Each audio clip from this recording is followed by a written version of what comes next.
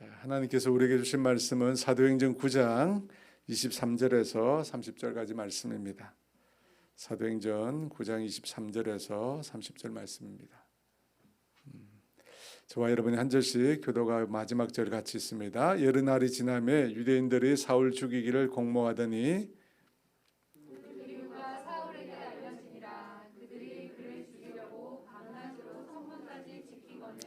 그의 제자들이 밤에 사울을 광주리에 담아 성벽에서 달아 내리니라. 사울이 예루살렘에 가서 제자들을 사귀고자 하나 다 두려워하여 그가 제자됨을 믿지 아니하니 바나바가 데리고 사도들에게 가서 그가 길에서 어떻게 주를 보았는지와 주께서 그에게 말씀하신 일과 다메섹에서 그가 어떻게 예수의 이름으로 담대히 말하였는지를 전하니라. 또 주 예수의 이름으로 담대히 말하고 헬라파 유대인들과 함께 말하며 변론하니 그 사람들이 죽이려고 힘쓰거늘 형제들이 알고 가이사랴로 데리고 내려가서 다사로 보내니라. 아멘. 애들은 안 갑니까? 오늘은 말씀을 듣기로 했어요.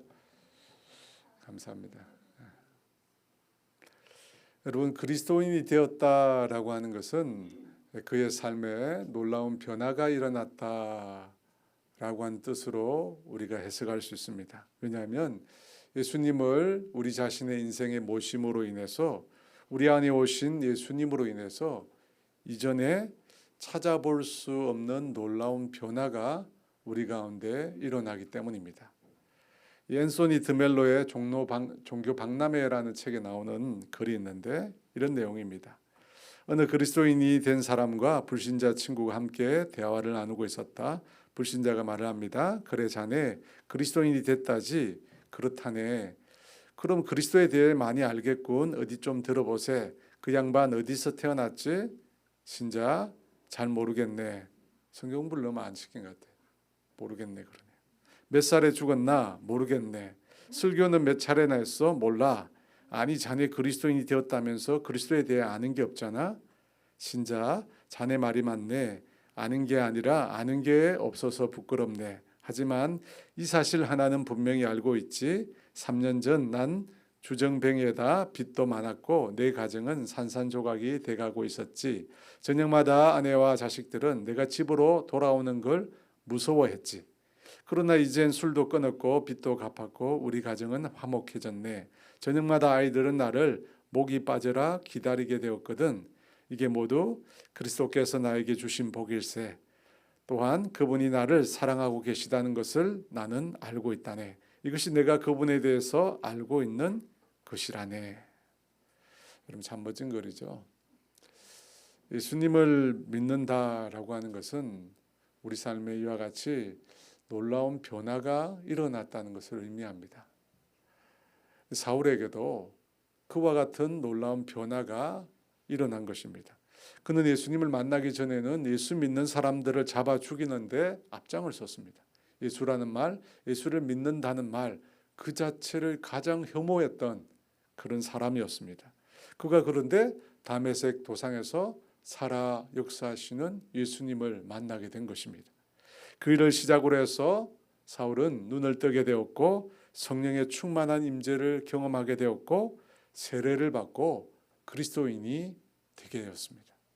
그렇게 그리스도인이 된 후에는 어떤 변화가 일어납니까? 예수님의 제자들과 함께하게 되었습니다.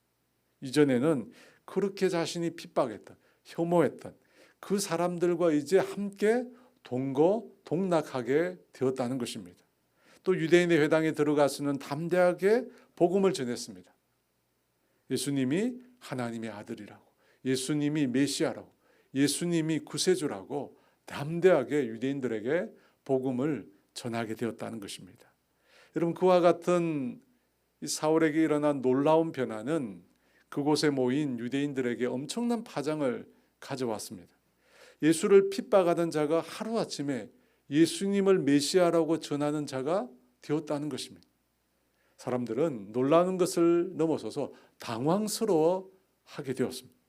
일부 사람들은 사울의 변화와 그의 말을 믿어서 받아들였지만 대부분의 사람들은 사울에게 일어난 일을 신뢰하지 않았습니다. 그를 믿지 않았습니다.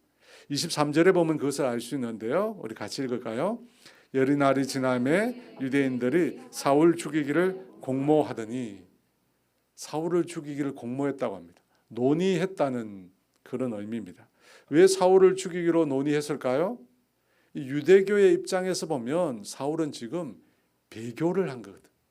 배교를 했어요.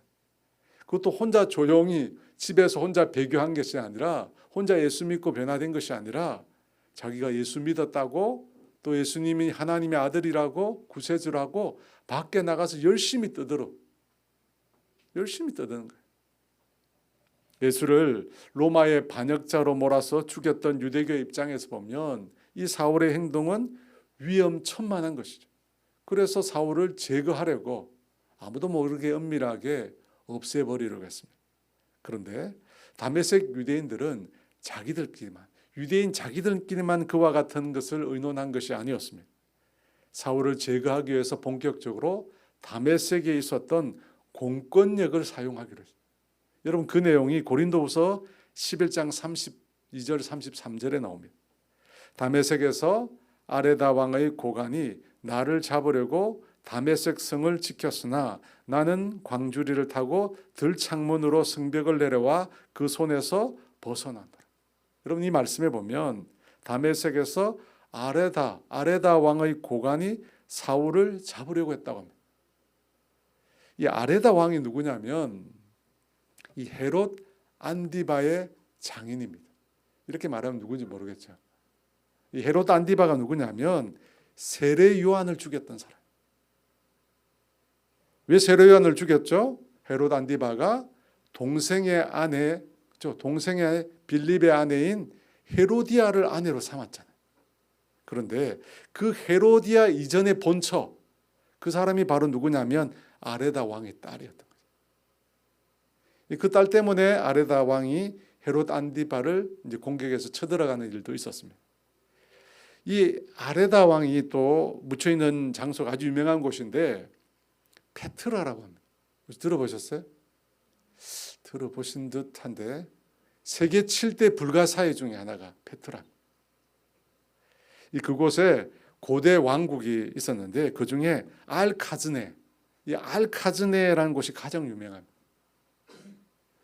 이곳은 그 이집트 파라오의 보물이 숨겨져 있다고 알려져 있는데 이 알카즈네 지하에 바로 이 아레다 왕의 무덤이 있는 것으로 알려져 있습니다. 너무 멋있어 보이죠? 언제 한번 갑시다. 언제 갈까요? 언제 한번 가야 되는데 가서 한번 봐야죠. 진짜 있는지. 카즈네입니다. 알카즈네 아레다 왕의 무덤입니다. 여러분, 바로 그 왕의 힘을 빌어서 다메섹 유대인들이 사울을 죽이려고 한 겁니다. 예수 믿는 사람들을 핍박할 때는 그렇게 박수 쳐주고 환호했던 사람들이 이제는 사울을 죽이려 합니다. 그것도 왕의 힘을 빌어서 사울을 죽이려고 했던 것입니다. 여러분, 그와 같은 살해 위협을 사울이 받으면서 어떤 마음이 그에게 생겼을까요? 자업자득이구나, 내가 뿌린 대로 거두는구나, 그렇게 생각했을까요? 아니면 화를 냈을까요? 왜 하나님께서 나를 지켜주시지 않는가? 여러분, 그런 생각을 했을까요? 목숨을 지키기 위해서 도망을 가야만 하는 그의 상황이 너무나 비참하게 그렇게 느껴졌을까요? 여러분, 사울의 마음이 어땠을 것 같습니까? 우리가 예수를 믿기 전에 대부분 사람들이 갖는 기대가 뭐냐면 예수 믿으면 뭔가 좋아질 것이라는 기대를 갖습니다. 여러분, 그렇지 않아요? 여러분, 이 밤에 나온 것도 그렇죠.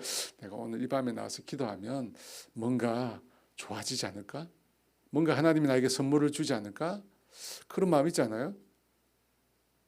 그런 마음 없이 그냥 오신 거예요? 여러분, 예수를 믿고 나면 예전보다 삶이 풍요로워지고 더 안정되고 평안하고 더 행복해지리라는 생각을 사람들이 갖습니다. 물론 돈 많은 것도 포함, 돈 많이 버는 것도 사람들이 포함합니다. 이렇게 보니까 다 그런 기대가 없으신 것 같은데 모르겠어요. 근데 여러분, 그런 기대를 우리가 보통 사람들이 교회를 나오기 시작하면서 갖게 되는데, 그런 기대와 달리 삶이 힘들어진다면, 오늘 본문에 나온 사울처럼 목숨이 위태로워지기까지 한다면 여러분, 그때 어떤 마음이 들까요? 내가 종교를 잘못 바꿨나? 그런 생각을 할까요? 여러분, 그래서 의외로 많은 사람들이 믿고 난 이후에 찾아오는 그 고난 때문에 신앙을 떠납니다. 많이 떠나요. 코로나 터진 이후로도 많이 떠났잖아요. 하지만 여러분, 본문을 자세히 보면 사울은 그와 같은 위협에, 그와 같은 자기 인생에 닥쳐온 고난에 전혀 요동하지 않습니다. 그 문제 때문에 하나님을 원망하지도 않습니다. 왜 그럴까요? 주님께서 이미 사울에게 말씀해 주셨거든요. 그의 삶에 어떤 일이 펼쳐질지를 하나님께서 미리 말씀해 주셨어요. 그 말씀이 15, 16절 말씀입니다. 같이 읽을까요?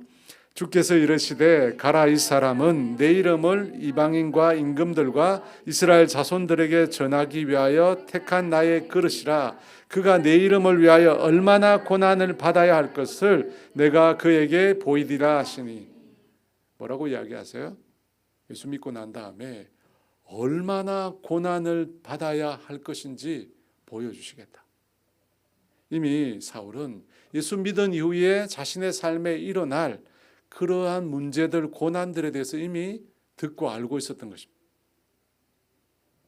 그래서 사울은 고난으로 인해서 자신의 삶에 일어난 이 위협 때문에 실족하거나 낙심하지 않았습니다. 하나님께 원망하거나 불평하지도 않았습니다. 왜냐하면 고난이라고 하는 것은 자신의 삶의 운명처럼 주어진 것이라는 걸 알았거든요. 예수 믿으면 잘 된다라고 하는 기복주의가 왜 문제가 되는가? 바로 예수 믿으면 필연적으로 동반되는 이 고난의 문제에 대해서 답을 주지 못하기 때문에. 그렇잖아요. 예수 믿으면 다 잘되고 복되고 행복하다고 이야기하는데 사실은 그렇지 않거든요. 예수 믿으면 고난이 있거든요. 아픔이 있거든요. 해결할 수 없는 문제가 내 삶에 일어나거든요. 그런데 복만 차고 넘친다니까 답을 주지 못하는 거죠. 여러분, 기억하셔야 합니다. 신앙에는 고난이 동반됩니다. 우리가 그걸 알아야 돼요. 예수 믿고 따르는데 반드시 어려움이 있어요. 그런데 우리가 웅덩이가 있다라고 하는 사실을 알고 발을 내디는 것과 전혀 모르고 발을 헛디디는 것 사이에는 엄청난 차이가 있습니다. 여러분, 그렇지 않습니까? 어느 게 크게 다칠까요? 아무것도 모르고 발을 내디뎌 헛디딜 때가 더 많이 다칩니다. 사울은 이미 알고 있었어요. 예수를 믿고 난 이후에 예수님을 따르고는 자신의 삶에 반드시 고난이 찾아올 것임을 알고 있었어요. 그래서 그 문제에 의연히 대처했던 거예요. 사도행전 20장 22, 23절에도 그런 내용이 나오는데요. 같이 읽어볼까요? 보라, 이제 나는 성령에 매어 예루살렘으로 가는데 거기서 무슨 일을 당할런지 알지 못하노라. 오직 성령이 각성해서 내게 증언하여 결박과 환난이 나를 기다린다 하시니. 여기도 마찬가지. 3차 전도 여행을 마치고 예루살렘으로 올라가는 길에 사도 바울이 에베소 장로들에게 한 말이에요. 여러분, 이 내용에 보면 성령에 매여서 예루살렘으로 올라가는데 도대체 무슨 일이 있을지 모르겠다는 거예요. 그런데 그곳에 뭐가 있다고요? 환난과 결박이 있다고 성령님께서 말씀해 주셨다는 거예요. 여러분, 어떻게 해야 됩니까? 환난과 결박이 내 앞에 기다리고 있대요. 예수 믿고 난 다음에 내 인생에 고난이 있을 거라네요. 여러분, 어떻게 해야 됩니까? 도망가야 합니까? 피해야 됩니까? 예수 믿는 것을 던져버려야 합니까? 사도 바울은 그 다음 절에 이렇게 말합니다. 24절 같이 있습니다. 내가 달려갈 길과 주 예수께 받은 사명 곧 하나님의 은혜의 복음을 증언한 일을 마치려 하면은 나의 생명조차 조금도 귀한 것으로 여기지 아니하노라. 바울은 자기 앞에 주어진 그 고난을 향하여 슬퍼하거나 낙심하지 않았습니다. 오히려 더 담대해지는 것을 보죠. 더 담대해져. 왜 고난이 있음에도 이토록 당당할까요? 그리스도인의 삶에 고난 이상의 너무나 많은 선물이 있기 때문에. 여러분 믿으십니까? 고난을 치르더라도 잃고 싶지 않는 너무나 많은 주님의 은혜와 복이 우리에게 보장되어 있기 때문에. 여러분 우리에게 무엇이 있습니까? 생명이 있습니다. 그냥 생명이 아니라 하나님의 생명으로 영원한 생명이 우리에게 약속되어 있습니다. 여러분 우리에게 예비된 천국이 있습니다. 더 이상 슬픔도 고통도 눈물도 없는 해와 같이 빛나는 천국이 우리에게 약속되어 있습니다. 세상이 줄 수 없는 평안이 우리에게 있습니다. 내가 너에게 주는 평안은 세상이 알지도 줄 수도 없는 평안이라고 말씀하십니다. 풍랑치는 바다 가운데도 잠잘 수 있는 평안이 우리에게 있다는 겁니다. 또 주님이 주시는 기쁨이 있습니다. 큰 기쁨이 있습니다. 주의 앞에는 충만한 기쁨이 있고 주의 옆에는 영원한 즐거움이 있다고 말씀합니다. 하나님과 동행하는 삶 가운데 기쁨과 즐거움이 있대. 우리 눈에 보이지 않지만 결코 사라지지 않는 영원한 소망이 우리에게 있습니다. 소망이 있습니다. 또 감사가 있습니다. 여러분 넘치는 감사가 있습니다. 항상 감사할 수 있습니다. 주님의 보호하심과 인도하심이 있습니다. 성령님의 위로가 있습니다. 주의 영이 계신 곳에 자유가 있습니다. 치유가 있고 회복이 있고 화평이 있고 용서가 있습니다. 또 신앙인의 아름다운 사랑의 교제가 있습니다. 여러분 우리가 셀 수도 없을 수 없이 많은 주님의 은혜와 주님의 복이 우리에게 보장되어 있습니다. 그런데 예수를 따르는 삶에 때로 고난이 있습니다. 주님은 오늘 우리에게 그 사실을 알고 당신을 따를 것을 말씀하십니다. 여러분 그걸 모르고 신앙생활 하다가 실족하는 사람이 많은 거예요. 여러분 분명히 기억하십시오. 우리의 삶에 고난이 있습니다. 그렇다고 늘 고난만 묵상하라는 건 아닙니다. 우리가 가만히 있으면 예수를 믿음에도 복음을 전하고 예수님을 선포하고 신실한 믿음의 삶을 살지 않고 가만히 있으면 이 세상 흐름대로 살아가면 어쩌면 고난이 없을 수 있습니다. 하지만 반대로 좁은 길로 걸어가며 예수님을 따라 살아가며 복음을 전하고 예수 그리스도를 전하는 삶을 살면 우리의 삶에 고난이 있을 수 있습니다. 하지만 여러분 기억하십시오. 주님은 그때 우리와 함께 하십니다. 주님은 결코 우리를 떠나지 않으시고 우리와 늘 동행해 주실 것입니다. 앞으로 우리 교회가 주님의 복음을 위하여 하나님 나라를 위하여 많은 일을 하고자 합니다. 근데 그 이전에 그러면 이전에 우리가 경험해보지 못한 고난이 어려움이 우리에게 있을 수 있습니다. 분명히 있을 것입니다. 여러분 하나님의 뜻을 우리가 행하려고 하는데 마귀가 가만히 있겠어요? 마귀가 가만히 있겠어요? 나라도 가만히 안 있을 것 같은데. 40일 우리가 학경삼 할 때도 얼마나 많은 사람이 아팠습니까? 저희 집에 두 녀석이 다리를 그렇게 또 절고 다니고 매번 기도 제목이 올라왔습니다. 앞으로도 기도 제목이 올라올 겁니다. 계속해서 어려운 일이 있다고, 힘든 일이 있다고, 고난이 있다고. 여러분 성경이 말씀하시잖아요. 예수님을 따르면 어려움이 있습니다. 당연히 있습니다. 저도 오늘 어려움이 있습니다. 생애 처음으로 복대를 차고 지금 여기 서 있습니다. 아침에 일어났는데 일어나지를 못하겠더라고요. 그리고 일어났는데 무리가 왔어요. 그래서 복대를 차고 하루 종일. 근데 당연한 거예요. 아, 복대를 찰 수도 있구나. 당연하게 받아들이면 돼요. 여러분 우리 삶에 어려움이 있습니다. 어려움이 있기 때문에 왜 우리가 이곳에 왔습니까? 그 어려움을 이기기 위해서, 기도하기 위해서 온 것입니다. 고난에 실족하지 않고 고난을 이겨내기 위해서입니다. 사랑하는 여러분, 우리가 이렇게 기도하기를 원합니다. 주님, 고난을 없애주십시오가 아니라 주님, 고난도 넉넉히 이기는 믿음의 사람들이 되게 해주십시오. 오늘 이 밤에 우리가 그렇게 기도하기를 원합니다. 25절 말씀인데요. 같이 읽어볼까요? 그의 제자들이 밤에 사울을 광주리에 담아 성벽에서 달아내니라. 다메섹의 아레다 왕의 군대가 정말 물샐 틈 없이 성벽을 지키고 있었습니다. 그런데 그곳에 틈이 있었어요. 어떤 틈이냐면 여리고의 기생 라합이 성벽 위에다가 집을 지었거든요. 마찬가지로 그와 같은 집이 있었던 것입니다. 여러분, 그 집의 창문을 통해서 사울을 그 성벽 아래로 내리게 된 것입니다. 그런데 본문에 보니까 그 일을 그의 제자들이 도왔다고 했습니다. 여러분, 이 제자들이 누구일까요? 사울의 제자들일 수도 있고 예루살렘에서 그와 함께 왔던 무리 중 회심자일 수도 있다고 봅니다. 정확하진 않지만 그들의 도움으로 사울은 성벽에서 광주리를 타고 아래로 내려올 수 있었습니다. 여러분, 우리 인생의 위기 가운데 이와 같이 돕는 손길이 있습니다. 아마 여러분에게도 있었을 거예요. 저에게도 물론 있을 거예요. 그런데 오늘 성경을 보면 그 제자들이 구체적으로 누군지, 그 이름이 어떻게 되는지 밝히고 있지 않습니다. 왜 밝히고 있지 않을까요? 여러분, 성경에 보면 이렇게 무명의 이름으로 나오는 많은 사람들이 있어요. 여러분, 이 경우는 대부분 하나님께서 그 배우의 역사하심을 강조하시기 위해서 이런 표현을 사용합니다. 그러니까 여러분, 성경을 읽을 때 무명의 이름이 많이 나오면 하나님이 이들 사람 가운데 놀랍게 역사하셨구나, 그런 뜻이라는 것을 이해하십시오. 곧 오늘 사울의 탈출은 다름 아닌 하나님의 작품이었다는 거예요. 그렇게 사울이 탈출해서 어디로 갔을까요? 26절입니다. 같이 있습니다.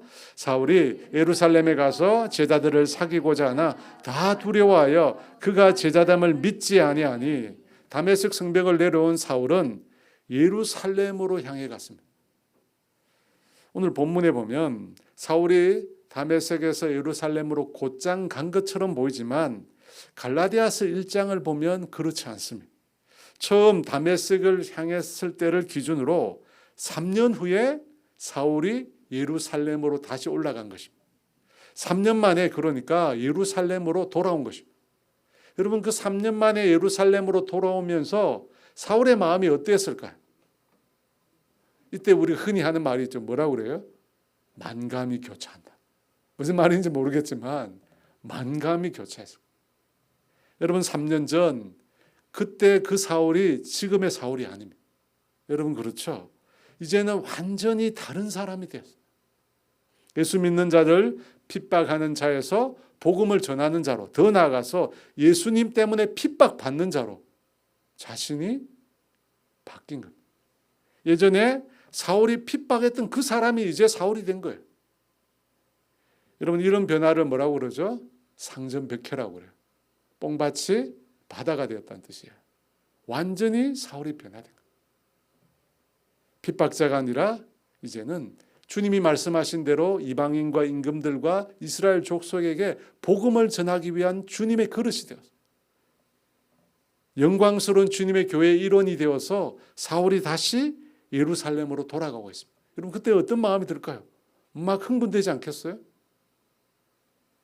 그런데 어떻게 될까요? 26절입니다. 같이 있습니다. 사울이 예루살렘에 가서 제자들을 사귀고자 하나 다 두려워하여 그가 제자됨을 믿지 아니하니,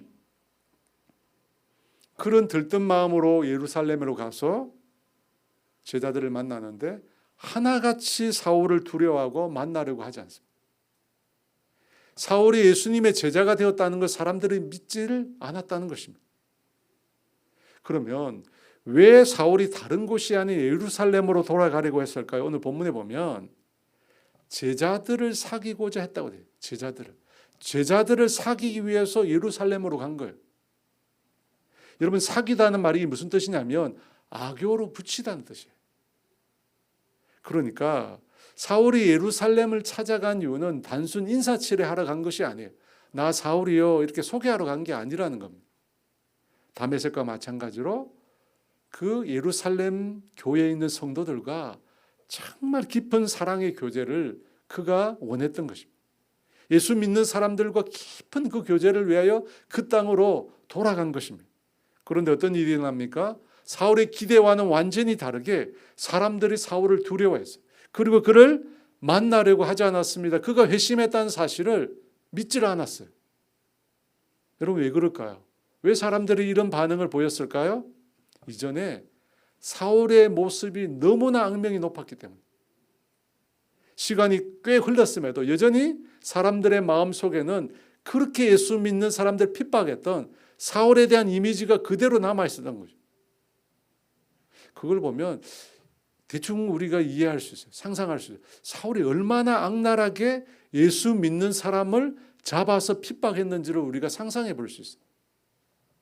그런데 여러분, 이 구절에서 느끼는 것이 뭐냐면 우리 마음속에 사람은 결코 변하지 않는다. 사람은 결코 변하지 않는다라고 하는 뿌리 깊은 확신이 우리에게 있다는 거예요. 여러분 그렇지 않아요? 사람은 절대 죽었다 깨어나도 변하지 않는다는 확신이 저와 여러분 마음속에 있어요. 그래서 예수 믿어서 분명히 변화되었다 말해도 안 믿는 거죠. 흔히 주홍글씨라고 하잖아요. 나다넬 호손의 작품에서 나온 건데 과거에 저지른 잘못이 항상 꼬리표처럼 붙어 다니는 거예요. 분명히 사울이 변화되었어. 완전히 다른 사람이 되었어. 그럼에도 예수 믿는 자를 핍박한 자라고 하는 주홍글씨가 여전히 그에게 붙어 있는 거예요. 그래서 예루살렘 성도들은 아무도 사울의 핵심을 믿지 않는 겁니다. 여러분 오늘 사도행전에 나오는 예루살렘 성도들이 어떤 사람들이에요? 오순절날 성령 받은 사람들이잖아요. 자기 소유를 자기 것이라 하지 않고 가난한 성도를 위하여 마음껏 내어줬던 사랑이 많은 사람들이에요. 그런데도 그들이 사울을 두려워하고 그가 회심했는지를 확신하지 못했다는 겁니다. 그만큼 여러분 우리 안에 뭐가 있느냐면 한번 이 사람은 아니야 라고 우리가 정해버리면 그 사람에 대한 감정과 생각이 바뀌질 않아요. 절대 안 바뀌죠. 여러분 우리는 선입견이라고 편견이라고 이렇게 쉽게 말하지만 우리 안에 그 뿌리 깊은 게 있어요. 저 사람은 안 돼. 저 사람은 절대 변하지 않아. 제가 그런 걸 떠올리다가 제가 어렸을 때 열심히 읽었던 그 책이 있어요. 나임 오렌지 나무라고 한 책이 있는데 여러분 그곳에 보면 제재라고 하는 어린아이가 나와요. 이 어린아이에게 나라고 하는 아주 나이 많은 친구가 있어요. 근데 제재가 어느 날 이 나에게 무슨 얘기를 하냐면 자기 아버지를 죽이고 싶대요. 깜짝 놀라죠. 아버지에 대해 악담을 하니까 그래서 깜짝 놀라가지고 묻습니다. 왜 아버지를 죽이려고 하느냐. 그러니까 제재가 이런 말을 했어요. 내 머릿속에서 아버지를 죽여야 그 아버지가 새롭게 태어날 수 있어. 여러분 무슨 말일까요? 이 제대는 어릴 때부터 아버지 학대를 받고 자랐거든요. 그런데 어느 날 아버지를 사랑하게 된 거예요. 아버지를 사랑하게 된 거예요. 그런데 과거에 아버지로부터 당했던 그 학대가 여전히 자기 마음속에 남아있는 거예요. 그래서 어떻게 합니까? 아버지를 자기 속에서 다시 탄생시키기 위해서 과거에 자기를 아프게 했던 그 아버지를 죽여야겠다는 거예요. 여러분 이렇게 죽여야 우리 안에 있는 과거가 사라져요. 그만큼 우리 안에 있는 과거의 기억을 지우기가 어려운 거예요. 죽을 만큼 어려워요. 혹시 여러분 안에 지우지 못한 과거의 기억이 있습니까? 대부분 그 기억들은 아픈 기억일 겁니다. 내가 상처받은 기억, 내가 고통당한 기억. 근데 여러분 사람은 기억 속에 산다고 그래요. 그래서 어떤 말이 있냐면 좋은 기억을 가진 사람, 과거에 대한 좋은 기억을 가진 사람은 행복하고 과거에 상처가 많고 아픈 기억을 가진 사람은 아무리 좋은 것을 누리고 있어도 스스로 불행하다고 느낀다. 여러분 그만큼 기억이 중요해요. 바라기는 오늘 이 밤에 우리 안에 있는 나쁜 기억, 우리를 아프게 했던 기억, 우리를 상하게 했던 기억, 여전히 남아있는 그 기억들이 성령님 안에 지워지기를 원합니다. 여러분 사울이 행한 과거의 기억이 사람들에게 아주 강력한 선입견. 절대 사울은 변하지 않아. 분명히 회심했어도, 분명히 달라졌음에도, 벌써 표정부터 달라졌을 거잖아요. 그럼에도 그가 회심했다는 사실을 사람들이 믿지 않았습니다. 그만큼 선입견, 편견, 우리 안에 있는 잘못된 확신, 그만큼 위험한 거예요. 고오카나 목사님 책에 보면 이런 내용이 있어요. 목사님이 강남에서 교회를 개척했는데 초창기에 이 유흥업소에서 전도를 하셨어요. 그래서 지금도 있는지 모르겠어요. 사랑의 교회 가보면 이 유흥업소 전담 목사가 있어요. 유흥업소 다니면서 전도하시는 분이 있어요. 그런데 유흥업소에서 전도를 하셨는데 그래서 주일날 그 유흥업소 여종업원들이 교회를 나온 거예요. 술집 종업원들이 이렇게 왔는데 겉으로 보니 표가 나잖아요. 이분들 표가 많이 나잖아요. 화장을 깊게 하고 이렇게 벌써 아이라인이 다르잖아요. 막 이렇게 아이라인이 달라요. 요즘 같으면 막 문신도 새기고 그죠? 아이라인에 문신도 새기고 그랬을 거 아니에요. 옷도 노출이 아주 심하고 또 반짝반짝거리는 그런 거 입잖아요. 여러분 그런 모습으로 교회를 나왔으니까 기존 성도들의 눈에 금방 눈에 띄겠죠. 술집 종업원들이 교회를 다니니까 성도들이 어떻게 했을까요? 보기에 불편해서 안 되겠다고 목사님 자꾸 항의를 한 거예요. 왜 저런 사람이 우리 교회에 오는지 모르겠다. 다른 사람들 교회 오는 거 맞겠다. 그런 불평과 항의를 목사님께 계속. 여러분 어떻게 해야 됩니까? 여러분 성경에 보면 예수님께서 당시 죄인들과 세리들과 창기들과 식사를 하셨어요. 그 모습을 보고 바리새인과 율법 학자들이 뭐라고 얘기했습니까? 왜 당신은 세리와 죄인들과 함께 먹고 마시느냐고 예수님께 따져 물었습니다. 여러분 그 장면에서 나오는 바리새인과 율법 학자들과 강남 유흥가의 종업원들로 인하여 불평하는 성도들 사이에 다른 점이 뭐가 있을까요? 왜 교회는 그와 같은 유흥업소에 출입하는 사람들을 교인으로 받습니까? 왜 당신은 세리와 죄인들과 함께 먹습니까? 그럼 같은 말이에요. 같은 말이잖아요. 여러분 새로운 기술이나 산업이 기존 사업 체제에 들어가기 위해서는 들어갈 때 진입 장벽이 높다는 말을 많이 써요. 진입 장벽. 그만큼 들어가기 어렵다는 거죠. 마찬가지로 새로운 분들이 교회 안으로 들어오려면 교회 안에 진입 장벽이 있어요.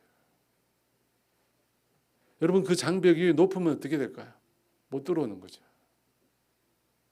여러분 교회의 문턱은 낮아야 된다고 합니다.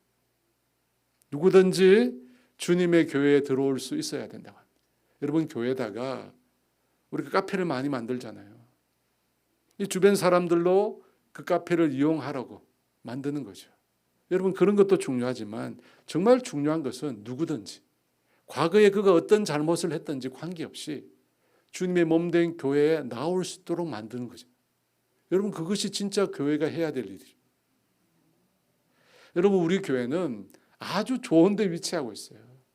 왜냐하면 여기는 노숙자나 알코올 중독자나 유흥업소나 이런 게 잘 보이지 않습니다. 물론 있긴 있어요. 잘 보면 있습니다. 있는데 잘 두드러지지 않습니다. 그런데 그런 분들 중에서 누가 우리 교회에 출석하기 시작했다. 그러면 어떻게 될까? 막 아이라인을 확 그리고 막 주일날 머리를 확 해가지고 많이 우리도 불편하지 않을까요? 전혀 다른 사람, 그죠? 이것이 오늘 교회를 향한 도전이라고 저는 생각합니다. 사랑하는 여러분, 우리 교회가 누구든지 들어올 수 있는 문턱이 낮은 교회, 그런 교회 되기를 원합니다.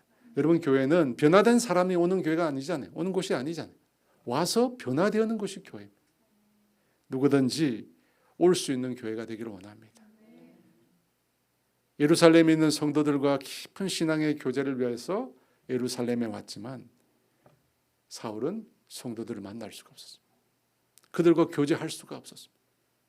성도들에게는 여전히 무서운 핍박자로 사울이 각인되어 있었기 때문입니다. 여러분 그때 이 문제를 해결하기 위해서 등장한 사람이 있었습니다. 누구죠? 바나바라고 한 사람. 27절입니다. 같이 있습니다. 바나바가 데리고 사도들에게 가서 그가 길에서 어떻게 주를 보았는지와 주께서 그에게 말씀하신 일과 다메섹에서 그가 어떻게 예수의 이름으로 담대히 말하였는지를 전하니라. 바나바가 사울을 데리고 사도들에게 갔다고 합니다. 여러분 그때 만났던 사도들이 누굴까요? 성경에 보니까 베드로와 예수님의 동생 야고보라고 되어 있습니다. 갈라디아서 1장 18절 19절에 그 후 3년 만에 내가 게바를 방문하려고 예루살렘에 올라가서 그와 함께 15일을 머무는 동안 주의 형제 야고보 외에 다른 사도들을 보지 못하였노라. 게바를 봤다고 합니다. 또 주의 형제 야고보를 만났다고 합니다. 그리고 그들에게 바나바가 사울이 어떻게 주님을 만났는지, 주님께서 사울에게 어떻게 말씀하셨는지, 또 사울이 다메섹에 어떻게 그리스도를 그렇게 열심히 전했는지 그 내용을 상세하게 얘기해 줬습니다. 마치 변호사가 변호해 주듯이 바나바가 사울을 변호해 주었습니다. 여러분 그 바나바의 증언으로 인해서 사울에 대한 예루살렘 교회 성도들의 오해 그리고 불신 이것들이 완전히 해소가 됩니다. 그 결과 그 다음에 사울이 예루살렘 교회를 편안하게 출입하면서 제자들과 교제를 나눌 수 있게 되었습니다. 여러분 이 바나바가 사울을 어떻게 알아서 다른 제자들과 이렇게 연결해 주었을까? 성경은 말이 없습니다. 주님께서 아나니아에게 나타나신 것처럼 바나바에게 나타나셔서 사울에 대해서 쫙 주님께서 설명해 주셨는지, 아니면 이전에 사울을 만난 적이 있었던지 전혀 알 길이 없습니다.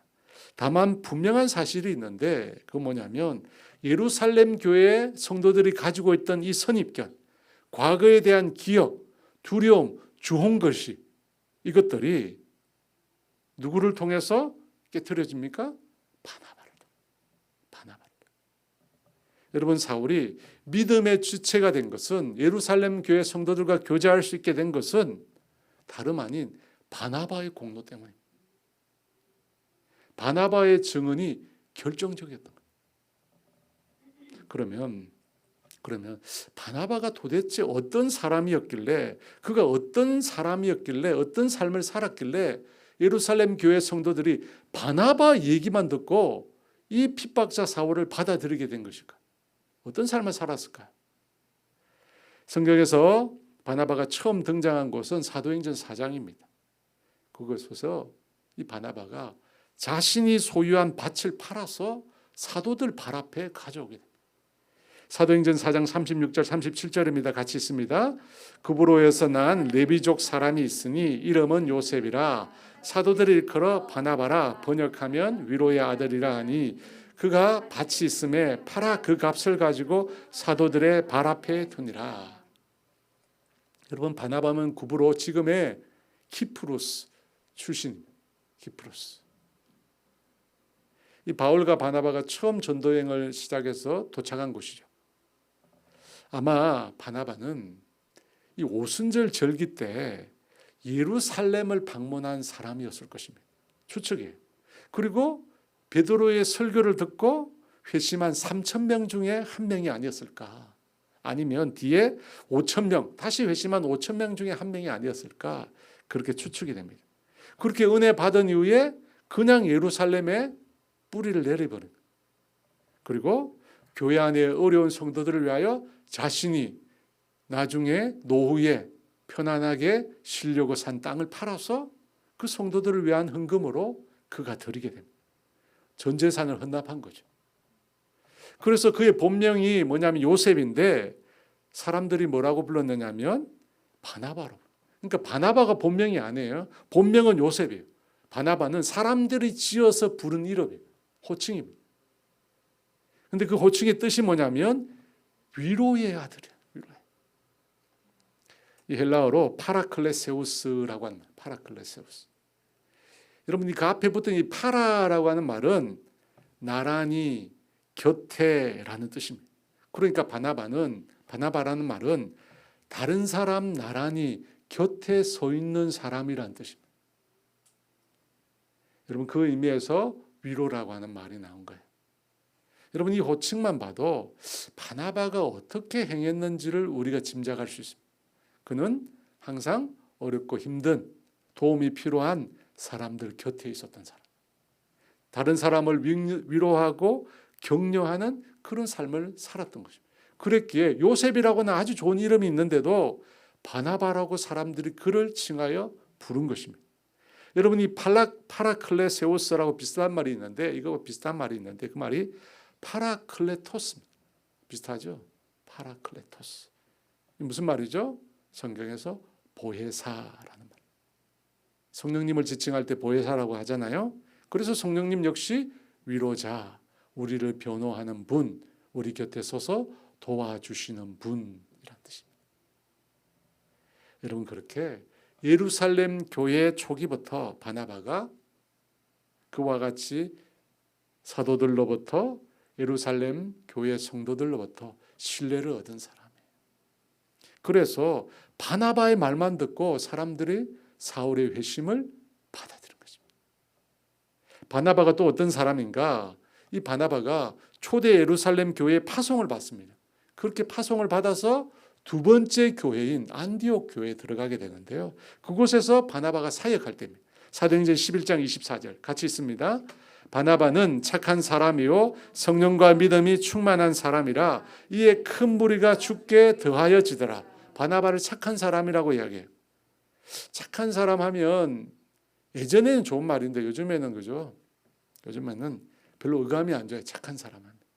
근데 이 말의 뜻은 그냥 성격이 순하고 뭐 이런 뜻이 아니라 여기서 착하다는 뜻은 신뢰가 가는 사람이라는 뜻입니다. 신뢰가 가는 사람. 곧 언행이 일치한 사람. 그래서 바나바는 예루살렘 교회에 있을 때뿐만 아니라 안디옥에 가서도 사람들로부터 신뢰를 얻은 사람, 사람들로부터 언행이 일치한 사람으로 믿을 만한 사람으로 인정된 사람이에요. 또 바나바가 뭐라고 합니까? 성령과 믿음이 충만한 사람. 사도행전 5장 6장에 보면 초대교회에서 집사를 세우는데 그 조건이 뭐냐면 성령과 믿음이 충만해야 된다.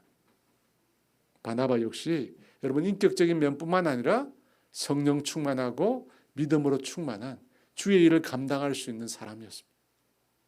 여러분 그 결과 이 바나바의 인격과 바나바의 이 신앙으로 인해서 안디옥 교회에 어떤 일이 일어났습니까? 큰 무리가 더해졌다고 해요. 사랑하는 여러분, 이것을 보면 우리 모두에게 바나바 같은 사람이 필요해요. 여러분 그렇지 않아요? 옆에서 나를 도와줄 사람, 믿을 만한 사람, 성령과 믿음이 충만한 사람, 그와 같은 사람이 우리에게 필요합니다. 반대로 우리가 그와 같은 사람이 또한 되어야 하는 줄 믿습니다.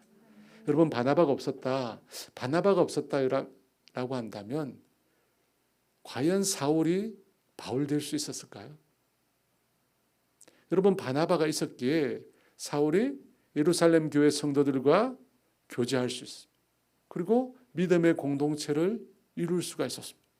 또 후에 이 바나바가 안디옥에 내려가 사역하다가 다시 다소로 내려가서 그곳에 있는 사울을 또 부릅니다. 사도행전 11장 25절 같이 읽을까요? 바나바가 사울을 찾으러 다소에 가서. 여러분 예루살렘에서 제자들과 이 사울이 교제를 하다가 헬라파 유대인들과 논쟁이 붙습니다. 논쟁이 붙어요. 그때 헬라파 유대인들이 사울을 또 죽이려고 합니다. 그때 제자들이 이 사울을 붙들고 그때 가이사랴로 내려가서 자기 고향인 사울의 고향인 다소로 보내게 됩니다. 그런데 이 바나바가 안디옥 교회 사역을 하다가 사람이 필요해서 다소로 가서 사울을 데려옵니다. 이 안디옥에서 다소까지 거리가 160km. 아주 먼 거리죠. 160km. 그 먼 길을 가서 바나바가 사울을 데려옵니다. 왜 사울을 데려왔을까요?